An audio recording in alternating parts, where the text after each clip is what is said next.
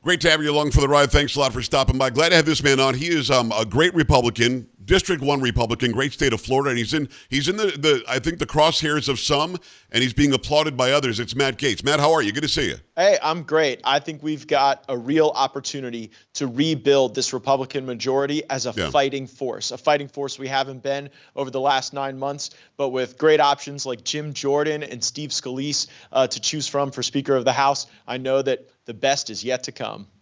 Matt, what you did this week was historic, and I backed you 100%. We were in some spaces on X together. Actually, you let me question you on there. You've been very accessible to the American people through this entire thing, yet there are some people from your party, from the Republican side in the House, who say you did it to get hits on Twitter, or you did it to get some more TV appearances. Matt, I'll be honest with you. You're one of the most dynamic people in the Congress, and anybody who's got a brain would want you on television, so you being accessible to that isn't a negative on you. It's a positive for your district. How do you respond to people who have attacked you for being, I don't know, somehow a spotlight hound in this whole thing? Honestly, Joe, I pity them, because far too many of my colleagues are up here, and each and every day they gauge success or failure based on the favors that they do for the lobbyists, PACs, and special interests who fund their campaigns. Members of Congress often spend most of their day dialing for dollars. And when you're not dialing for dollars, you are really attending to the strings that come attached to a lot of the lobbyist money. And I've disrupted that ecosystem. Admittedly, people are raw and sore about it. But at the end of the day, my job is to put the interests of the American people first. And I didn't think that was happening. This wasn't good enough. As I said on the House floor, if your argument is that Kevin McCarthy had exceeded every expectation, we definitely need to set higher expectations. Yes. And I don't run trick plays here. It's right up the middle. In January, I came on this program and I talked with you about the things we were fighting for, getting a vote on term limits, getting the January 6 tapes released, having single subject spending bills, having a budget for the first time in the United States Congress since the mid-90s, like the law requires. And the mainstream media call me extreme, and they call me far right and a hardliner, because I just want us to follow the law. And when Kevin McCarthy failed to do that, when he backed us up against shutdown politics like every speaker does when they want to control every decision regarding the ongoing funding of every aspect of the government, well, I did what I was duty bound to do. And now we've got to do something better, and we've got to put downward pressure on this spending. Matt, I got to ask you a question right up front. Did you want to do what you did Monday? No, I really wish that we had not come to this point. My extreme preference would have been that Kevin McCarthy would have been faithful to the deal and would have had the 12 single subject spending bills in order. Matter of fact, on August 31st, I went to the floor and I laid out the areas where Speaker McCarthy was in breach of our agreement. And I stated clearly that whether or not he would face a motion to vacate was entirely within his own control. Right. Because I wasn't asking him to do something that the Senate couldn't agree to or Biden couldn't agree to. That wouldn't have been fair to him. But he wouldn't do the things under his own control to ensure that that commitment was met. And in Washington, everyone accepts the lies and the false promises, but the American people deserve better, and I'm here to make sure they get it. I had Senator Rand Paul on earlier this week. I asked him about this entire thing. This was before the vote to vacate happened, but it was the same day. And Rand said exactly what you just said. He said if McCarthy offers up 12 individual issues that we can debate on each one of them, he's not going to be in trouble today. Why don't you think he did that? Well, because there's this theory of the imperial speakership, right? Okay. That if you blow through the calendar, don't do the work on time, that if the individual members of Congress are backed up against a shutdown, which really we should not have. I am not pro-shutdown. Some people are pro-shutdown. I'm not pro-shutdown.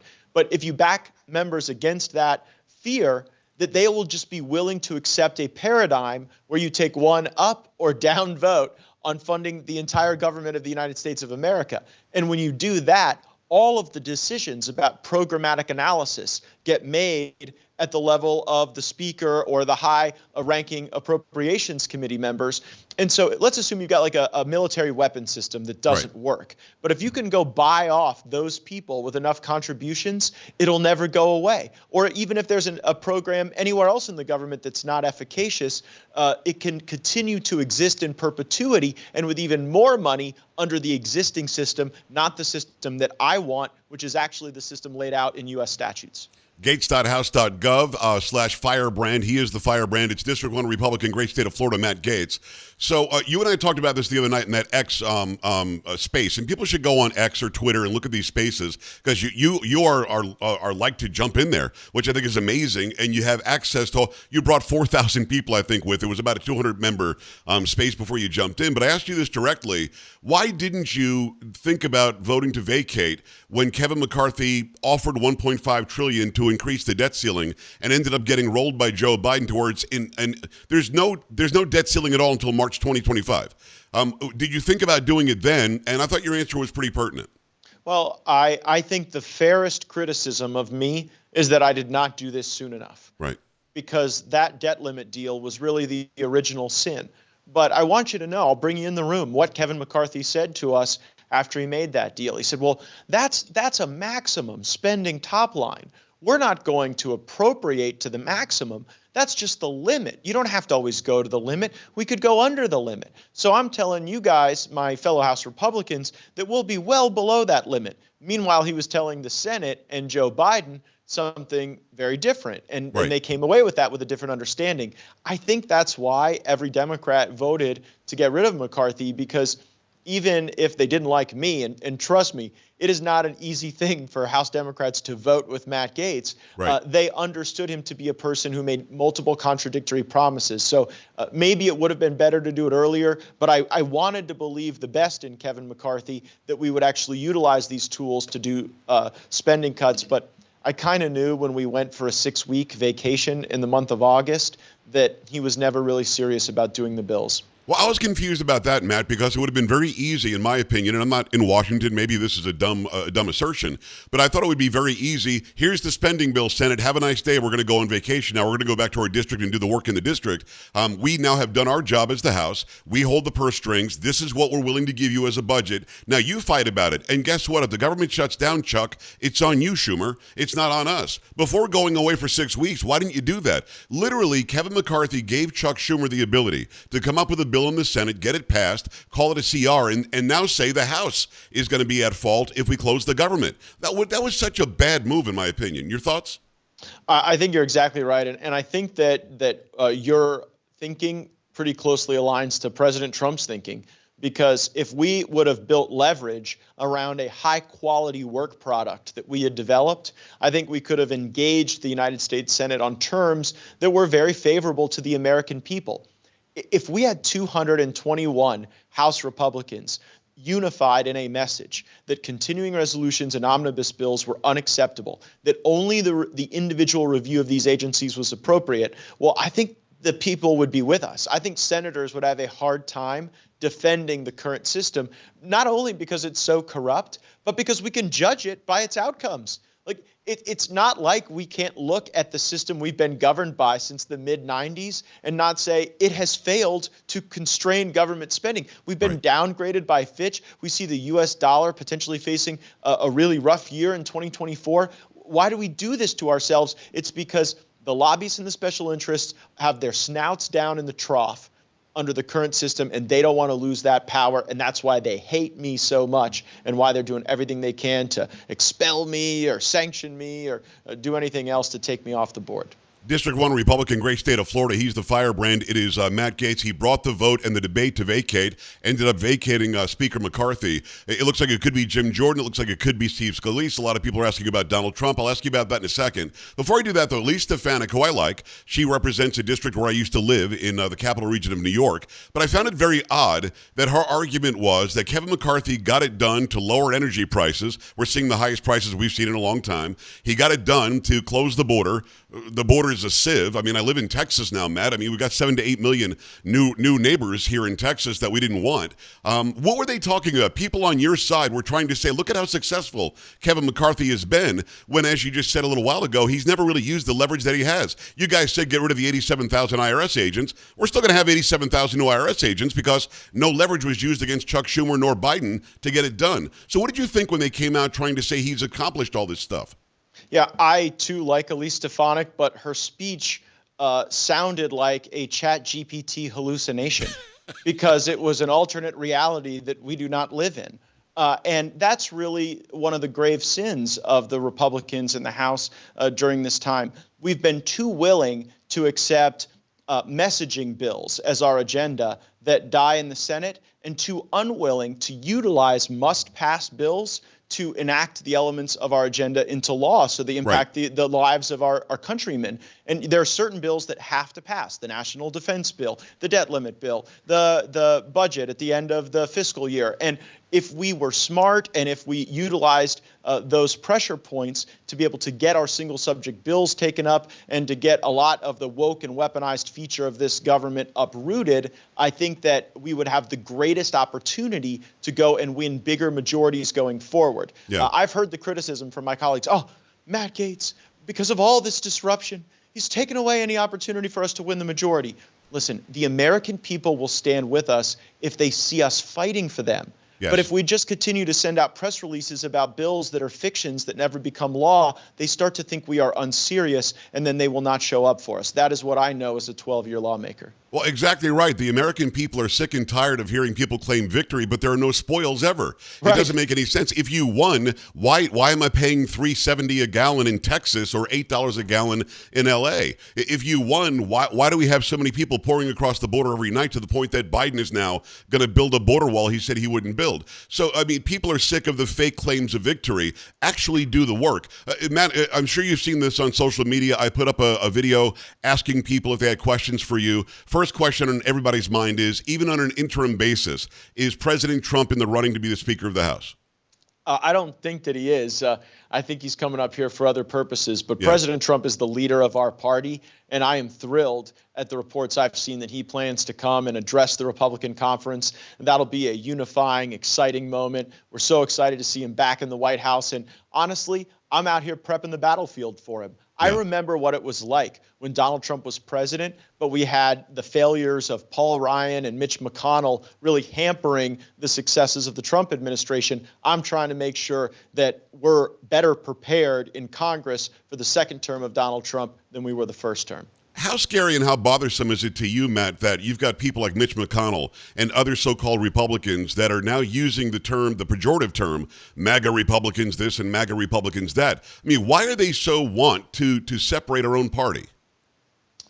They are afraid of us. The Mitt Romney, Mitch McConnell wing of the Republican Party hoped that this energetic populist wave would wash over them and would be dissipated in the sands of history by now. But the truth is, we are ascendant as a movement, and we are drawing people in. It's our ideas in the America First movement that are filling the stadiums and that are animating people to get involved and get excited and to run for school board and to demand that we enact some of these spending reforms and ethics reforms that I've been fighting for. Another question that comes up all the time that I have, and you actually mentioned the January 6 tapes earlier in this interview. Kevin McCarthy promised he would release them. He never really did. Even Tucker Carlson didn't get them. You can go and monitor them on some monitor somewhere and maybe take a quick piece of video here and there. Will we get full access to the thousands of hours of video that many believe would exonerate a lot of people who have been convicted for J6? Will we see those videos? Will you push the new speaker to do what McCarthy said he would do? Yes, I went to the vigil at the D.C. jail, and I was there, praying with family members and loved ones and just concerned Americans who see many of these J6 prisoners as political prisoners. And there are those among that class who would qualify for that definition. So I am going to strongly encourage both Jim Jordan and Steve Scalise to make as part of their campaign for Speaker that they will release the January 6 tapes. If I get an opportunity at their candidate forum for Speaker, I intend to ask that question to both of them so that they're on record. And wouldn't it be a great thing if both of them said they were going to release the J6 tapes? That way, no matter which one won, the American people win. It would be amazing. The debate continues Tuesday. The vote will happen next Wednesday. You've mentioned them both. I don't feel like you're taking a side. Do you have a favorite? Well, I see very positive qualities in both Jim Jordan and Steve Scalise. Jim Jordan is a personal mentor of mine. I hero worship Jim Jordan. I serve on the Judiciary Committee with him, and in many ways I've tried to style my service after what I see as the best in Jim Jordan. At the same time, Steve Scalise's got one of the most inspirational stories in all of American politics. The guy got shot and came back. If anyone shot me, I would be going home. I'd be hanging out with Ginger in Florida. But Steve loves this place so much and believes in this place so much, he wanted to get back here. So I want to talk to both of them, Joe, about how they think about the strategy on spending.